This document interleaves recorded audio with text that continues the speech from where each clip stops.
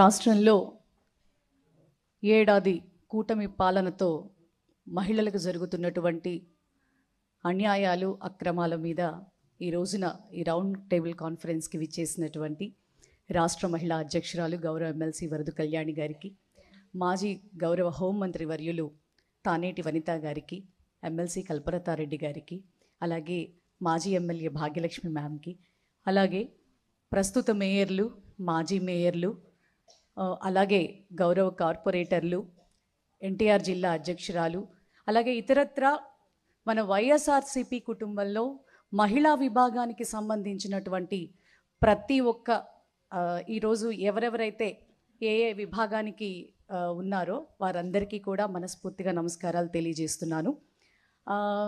Madam చెప్పారు ఖచ్చితంగా, ఎందుకంటే అందరం కూడా చాలా సీరియస్నెస్లోకి వెళ్ళిపోయాం బాగా. సో ఆ ఇదిని పోగొట్టడానికి మ్యామ్ తానేటి వనిత మ్యామ్ నన్ను చేసిన రిక్వెస్ట్ని బట్టి, నిగ్గదీసి అడుగు ఈ సిక్కులేని జనాన్ని, అగ్గితోటి కడుగు ఈ సమాజ జీవోత్సవాన్ని, మారదు లోకం మారదు కాలం, దేవుడు దిగిరాని ఏమైనా అయిపోని. Thank you. నిజంగా ఈ రోజున రాష్ట్రంలో మహిళలకు జరుగుతున్న అన్యాయాలు చూస్తూ ఉంటే ఇది అన్యాయ పాలన, అక్రమ పాలన అనేటటువంటి మాటలు చాలా చిన్నవైపోతాయి. కీచక పాలన, దుశ్శాసన పాలన అంటే చాలా కరెక్ట్గా ఉంటుంది. మన జగన్మోహన్ రెడ్డి గారి ప్రభుత్వంలో మహిళలు చాలా గొప్పగా చట్టసభల్లో 50% ఆధిక్యతని సంపాదించుకుని ఆ స్థాయికి మనం వెళ్తే, ఈ ప్రభుత్వం వచ్చిన సంవత్సర కాలంలో మళ్ళీ మహిళలందరూ కూడా అన్ని రంగాల్లో ఉన్న మహిళలు కావచ్చు, అలాగే మన బిడ్డలు, ఆడపిల్లలు, చిన్నవాళ్ళు కావచ్చు, 100 సంవత్సరాల క్రితం వంటింటికే పరిమితం అవుదామా అన్న ఇది ఎలా ఉండేదో ఈరోజు ప్రస్తుత ఆడవారి పరిస్థితి ఇంత దారుణంగా ఉంది. ఈ రోజున నిజంగా ఎంత భయంకరంగా అంటే, మేడం వాళ్ళు ఆల్మోస్ట్ చెప్పటం జరిగింది, మన ప్రభుత్వం రాగానే 40,000 బెల్ట్ షాపులు రద్దు చేసి ఒక క్రిస్టల్ క్లియర్ ఇన్స్ట్రక్షన్స్తో మరి జగన్మోహన్ రెడ్డి గారి పాలన ఆ విధంగా ముందుకు పోతే, సంవత్సర కాలంలో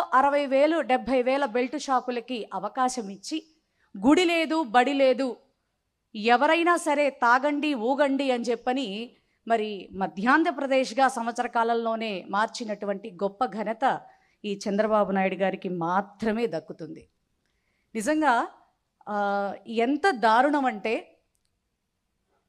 చంద్రబాబు నాయుడు గారికి అమరావతి మహిళలు మాత్రమే మహిళలుగా కనబడటం అనేది చాలా మనం బాధపడవలసినటువంటి విషయం. అంటే ఆ మహిళలు కాదా అని కూడా నేను మాట్లాడను, మనం కూడా మహిళలమే, ఈ రాష్ట్రంలో ఉన్న వాళ్ళందరం మనందరం కూడా మహిళలమే అని ఆయన గుర్తించాలి. ఎందుకంటే సాక్షి మీడియా ద్వారా ఎవరో జర్నలిస్టు మాట దొర్లినటువంటి మాటని పట్టుకుని ఇంత దారుణంగా సాక్షి మీడియా మళ్ళీ క్షమాపణలు కూడా చెప్పడం జరిగింది, కేఎస్ఆర్ గారు కూడా క్షమాపణ చెప్పడం జరిగింది బాధ్యత తీసుకుని. కానీ అంత జరిగినప్పటికీ కూడా కక్షపూరితమైనటువంటి చర్యలతో ముందుకెళ్ళి అసలు ఎలా చెప్తారు అసలు అయితే అసలు ఆ రేణుకా చౌదరి గారికి అయితే మహాతల్లి నిజంగా ఆవిడ కాంగ్రెస్ ఎంపీగా ఏ రకంగా ముందుకు పోతా ఉందో నాకైతే అర్థం కావట్లేదు.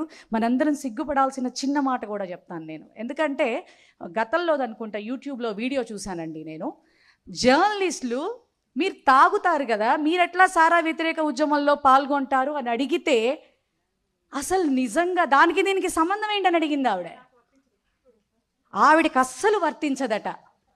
ఈవిడ మళ్ళీ మన జగన్మోహన్ రెడ్డి గారి గురించి తప్పుడు మాటలు మాట్లాడుతుంది. వాళ్ళకి సంబంధించిన వాళ్ళు ఏం మాట్లాడినా తప్పులేదు, ఏమి అసలు అది తప్పే కాదు. జగన్మోహన్ రెడ్డి గారిని మాత్రం, భారతమ్మ గారిని మాత్రం, విజయమ్మ గారిని మాత్రం ఏది పడితే అది అనేస్తారు, పేక పిసికి చంపేస్తే బాగుండని కూడా అంటారు. ఇవి తప్పు మాటలు కాదు. అలాగే మరి అమరావతి మహిళల మీద ఏదో అనేశారు అని చెప్పిన అది మనకి సంబంధం లేకపోయినా వైఎస్ఆర్సీపీకి ఆపాదించి రగడ చేసి పెట్టినటువంటి వీళ్ళు మరి చంద్రబాబు నాయుడు గారు మరి ఎలా మనం ఏ విధంగా వారిని అరెస్ట్ చేయకూడదో ఒక్క మాట ఇది మీరు అందరూ ఆలోచించుకోవాలి. సూపర్ 6 ఇస్తానని చెప్పని ఇవ్వకుండా ఇచ్చేశాను, ఇక మీద మాట్లాడితే నాలుకలు మందం అని అంటే మహిళలందరం మనం కూడా ఉన్నాం కదా. మరి నమ్మి ఓట్లేసిన ఆంధ్ర రాష్ట్ర మహిళల నాలుకలు మందం అన్న చంద్రబాబు నాయుడు గారిని ఏం చెయ్యాలా చెప్పాలి, అంతే కదా. మనమందరం కూడా ఈ సభ ద్వారా గౌరవ ముఖ్యమంత్రి వర్యుల్ని మనం అడుగుతా ఉన్నాం. మీ వాళ్ళు చేస్తేనేమో, మీ వాళ్ళు మాట్లాడితేనేమో రామాయణ మహాభారత భాగవతాలు, ఎదుటి వాళ్ళు మాట్లాడితేనేమో భూత పురాణాలు. ఇవి ఈ దరిద్రమైనటువంటి పరిస్థితుల నుంచి ఖచ్చితంగా మహిళలందరూ కూడా ఒక అడుగు ముందుకు వేయాల్సినటువంటి పరిస్థితి ఈ రోజున ఉంది.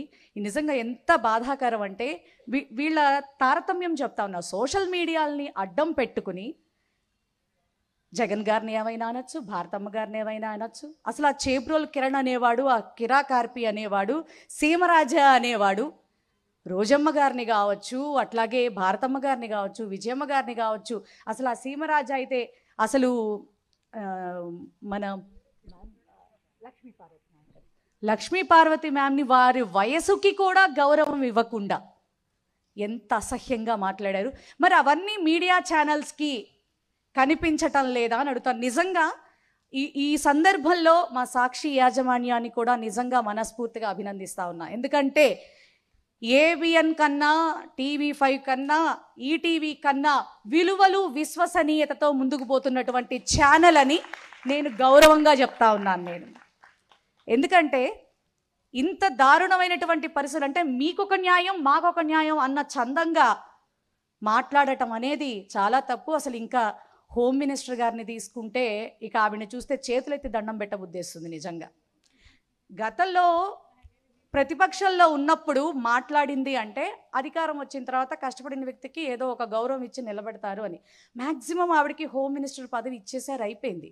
ఆవిడ అడ్మినిస్ట్రేషన్లో ఉన్న విషయం మర్చిపోయి ఇప్పటికీ కూడా జగన్మోహన్ రెడ్డి గారినే తిడతాను, లేకపోతే ఆయన ఏం చేస్తే అది చేస్తాను అంటోందే తప్ప రాష్ట్రంలో ఆడపిల్లల మీద, మహిళల మీద ఇన్ని అరాచకాలు, ఇన్ని అక్రమాలు, ఇన్ని అఘాయిత్యాలు జరుగుతూ ఉంటే అదే మేడం, అదే అర్థం కావట్లేదు. అసలు ఆవిడికి పదవి ఎందుకు ఇచ్చారనేది జగన్ గారిని తిట్టడానికి అయితే అధికార ప్రతినిధి తీసుకొని కూర్చోవచ్చు మేడం, పార్టీ పదవి తీసుకోవచ్చు. ఈ దౌర్భాగ్యం ఎందుకు? నిజంగా ఈ సందర్భంగా మన టైంలో పనిచేసిన మేకతోటి సుచరిత గారికి, తానేటి వనిత మ్యామ్కి కూడా మనం హృదయపూర్వక అభినందనలు తెలియచేయాలి. ఆ పదవికి వన్నె తీసుకొచ్చారు. ఎందుకంటే చాలా గౌరవాత్మకంగా ముందుకెళ్ళాం మనం. మన టైం అనేది నిజంగా చంద్రబాబు నాయుడు 40 years ఇండస్ట్రీ అని చెప్పుకుంటారు. కానీ 5 సంవత్సరాల పాలన చేసినటువంటి జగన్మోహన్ రెడ్డి గారిని చూస్తే ఈయనకి ఎందుకంత భయం అనేది నాకు అర్థం కావట్లే. నెక్స్ట్ టైంకి అసలు జగన్ గారు ఉండకుండా చేస్తాడంట. నేను ఇచ్చిన హామీలు నెరవేరుస్తా, ప్రజల్లో ఉన్నటువంటి భయం పోగొడతా, ఆడపిల్లలకి అండదండలుగా నిలబడతా అని మాట్లాడకుండా జగన్ గారిని లేకుండా చేస్తాట. జగన్ గారు దైవాంశ సంభూతుడుగా మనం చెప్పాలి. ఎందుకంటే భగవంతుడి అనుగ్రహంతో కూడినటువంటి ఒక ప్రత్యేకమైనటువంటి వ్యక్తి. ఆయనకి తల్లిదండ్రులన్నా, మహిళలన్నా, అట్లాగే భగవంతుడన్నా చాలా భక్తి. ఆ యొక్క మంచితనంతోనే 5 సంవత్సరాలు కూడా చాలా చక్కని పరిపాలన అందించారు. అటువంటి నాయకుడికి మనమందరం ఈ రోజున సైనికులుగా ఉంటాం, మన అదృష్టంగా భావిస్తా ఉన్నాను నేను. ఈ అరాచక పాలనని, ఈ అకృత్యమైన పాలన 29లో పోవాలని మనస్ఫూర్తిగా కోరుకుంటూ హోమ్ మినిస్టర్ గారి గురించి ఒక చిన్న మాట చెప్తాం. 24 గంటలు మన మాజీ ముఖ్యమంత్రి వర్యులు జగన్మోహన్ రెడ్డి గారిని పట్టుకొని ఒక పులివెందుల ఎమ్మెల్యే అంటోంది. పులివెందుల ఎమ్మెల్యే అంటే నీకెందుకంత భయం? రాష్ట్రంలో ఎక్కడికైనా వెళ్ళి ప్రజల పక్షాన నిలబడి మాట్లాడుతూ ఉంటే మరి అక్కడ జరిగిన సిచ్యువేషన్ గురించి మాట్లాడకుండా, అక్కడ ఆయనకి ప్రొటెక్షన్ కల్పించకుండా ఏదేదో మాట్లాడుతుంది ఆవిడే. ఈవిడ పాయకారావుపేట ఎమ్మెల్యే మాత్రమే అనుకుంటోందండి. అందుకే రాష్ట్రంలో ఉన్న సమస్యలు గాలికి వదిలేస్తున్నారు. రాష్ట్రంలో సమస్యలు ఈవిడకి అక్కర్లా. అందుకే జగన్మోహన్ రెడ్డి గారిని తిట్టే పనులు మాత్రమే చేస్తున్నారు వారు. ఇదిలో నిజంగా ఇటువంటి పరిపాలనలో మనందరం ఇంత భయంగా బ్రతకటం చాలా దురదృష్టకరం. మరి రాష్ట్ర మహిళా మనులందరి తరపున కూడా వైఎస్ఆర్సీపీ మహిళా లోకం అంతా కూడా నిలబడి పోరాడుతుందని అటువంటి చక్కని బాధ్యతలు మనం అందరం కూడా తీసుకుని మరి జగన్మోహన్ రెడ్డి గారి ఆదేశాల మేరకు మనం 29 వరకు కూడా ఎటువంటి భయాలకు ఎటువంటి ఇదికి మనం లోనవ్వకుండా ఖచ్చితంగా జగన్మోహన్ రెడ్డి గారిని మళ్ళీ 29లో సీఎంని చేసుకుని ఈ ఆంధ్ర రాష్ట్రానికి స్వర్ణాంధ్ర పాలన ఇవ్వాలని మనస్ఫూర్తిగా కోరుకుంటూ థ్యాంక్ యూ సో మచ్.